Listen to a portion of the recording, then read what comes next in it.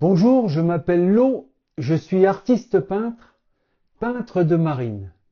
Aujourd'hui dans la Art Class Peindre avec l'eau, quelle est la différence entre une estompe et un tortillon en dessin? Est-ce que ça fait le même travail? Quelle est la meilleure qualité entre l'estompe et le tortillon?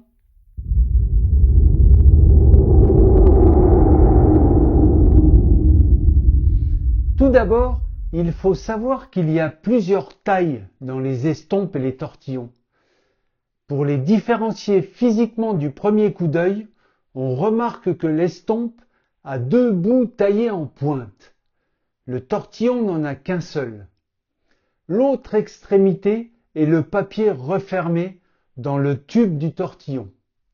Les tortillons sont toujours plus petits que les estompes qui sont plus allongées. On les distingue également par leur assemblage.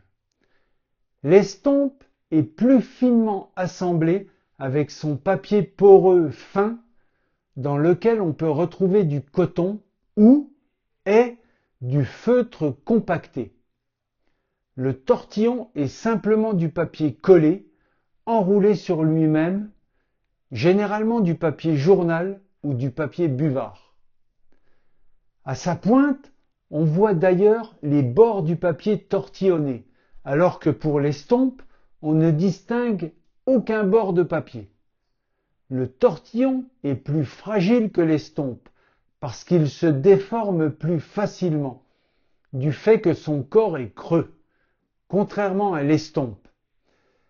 L'un et l'autre s'utilisent pour le fusain, le pastel, la pierre noire, le crayon graphite, la craie, les crayons comptés, etc. Leur utilisation est d'étaler par la tranche les particules du médium afin d'homogénéiser des aplats, d'obtenir des gris intermédiaires ou, pour le pastel, de fondre les couleurs entre elles, parce qu'ils peuvent s'utiliser aussi pour mélanger les couleurs. C'est plus efficace qu'utiliser son doigt. Avec la pointe, le dessinateur peut travailler en précision et l'utiliser un peu à la manière d'un crayon ou d'un stylo. Estompe et tortillon s'utilisent donc de la même façon.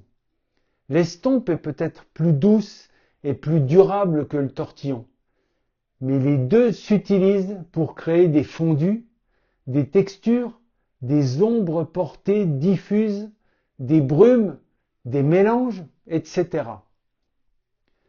Pour aiguiser les estompes, il faut un aiguisoir spécial, abrasif, qui consiste en du papier ponce. On ne peut pas prendre de taille-crayon pour tailler cet outil de travail.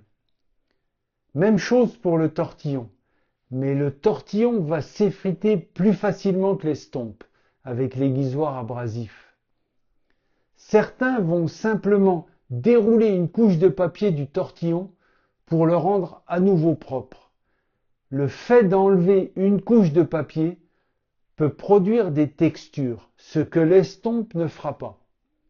Certains vont couper la pointe du tortillon si elle devient terne ou écrasée, ce qu'on ne fait pas avec une estompe.